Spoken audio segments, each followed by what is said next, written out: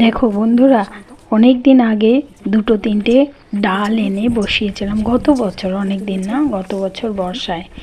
এই যে জবা গাছ বসিয়েছিলাম একটা, উফ, এখন যা ফুল হচ্ছে কি বলবো, মনে হয় হাটে বাজারে আমাকে নিয়ে যেতে হবে।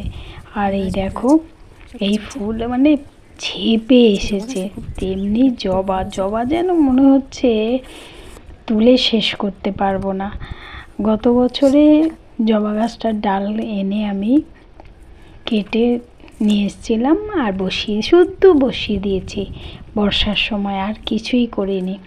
এরকম বহু গাছ আছে যে গাছগুলো না ডাল কেটে বসালেই অতি সহজেই হয়ে যায়, কিচ্ছু লাগে না। বর্ষাকালে একটু শুধু ডাল কেটে বসাতে হবে, তারপরে অবশ্য গাছটা ধরে গেলে, বর্ষা চলে গেলে একটু খাবার দাবার দিতে হবে ঠিকই। তবে এই বড় গাছগুলো, জবা টবাগুলো যদি মাটিতে বসানো হয় তাহলে আর দেওয়ার দরকার নেই, যদি আমরা টবে বসাই তাহলেই দিতে হবে। দেখো, অতি সহজেই কিন্তু অনেকগুলো গাছ লাগানো যায়, বাইরের কিছু গাছ লাগানো যায়।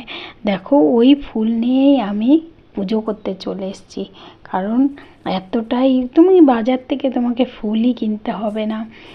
ছোট ছোট ডাল যদি এইভাবে, ওই যে দেখছো মনসা গাছের নিচে পিছনেই আমার সাদা জবা, নিচে সাদা জবা আছে, ডাল একটা কেটে এই ছাদের ওপর বসিয়েছিলাম, ব্যাস এখন ফুলই ফুল।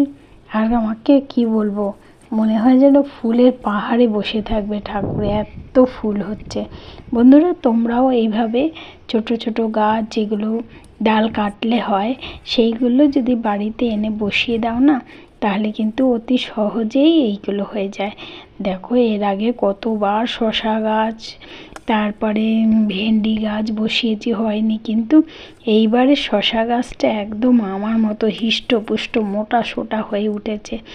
জল শুকিয়ে গেছে, জল দিতে হবে, প্রচণ্ড রোদ, কিন্তু এখন দেব না, রাত্রেবেলা দেব।